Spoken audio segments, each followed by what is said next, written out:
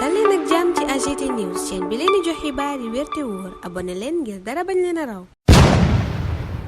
AGT News. Bismillah jërë ngeen jëf ci ànd bi ak AGT News yéenekaay yu bare ngi xëy yeggee ñu ne Ousmane Sonko dalee ci kaw France ak Emmanuel Macron tribune ne cacophonie bu mag kay moo am ca bopp nguur ga wuute gu rëy yéenekaay bi ne Diomaye ngay gérer Macron booba jamono Sonko dal ci kaw France ci anam gu doy waar journal bi jox kàddu Madiambal Diagne ca booba lépp yéenekaay mu ne seetlu nañu ne saa yu Bassirou Diomaye Faye demee France mbaa ci beneen réew rek Ousmane Sonko dafay wone meram yéenekaay bi ne bii yoon Sonko ngi wax ci caaroy 44 xamal France ne moomale mbir dootu ca mën a wax lu ko neex moom képp le Dakar waa ne jamono ja Diomaye di tëggaat diggante France ak Sénégal ci wàllu diplomatie Ousmane Sonko moom ma ngay tiire ailleurs ma ngay dal ca kaw France jëm ci mbiram tirailleurs yi ak la xewoon ca Caaroy atum 1944 ñu gën ko xam ci Caaroy 44 massacre de Caaroy booba Les Échos la mu ca wax ca xëtam gu njëkk mooy jeu de clash entre France Sonko et Bougane yéenekaay bi ne ku ne ngay dal ca kaw sa morom journal bi ne juróom-ñetti fukki at gannaaw xew-xew bu tiis booba amoon ci Caaroy juróom benn tirailleurs yoo xam ne dañu leen faat France dafa nangu ne moom la ñu faatul maanaam ils sont morts pour la France Sonko loola naqari ko mu ne du France moo war a lim ñaata takk dera dee ngir moom Bougane naan Sonko Caaroy 44 waaw waaye yow wax ñu juróom-ñetti fukki nit ak juróom benn yi faatu diggante 2021 ak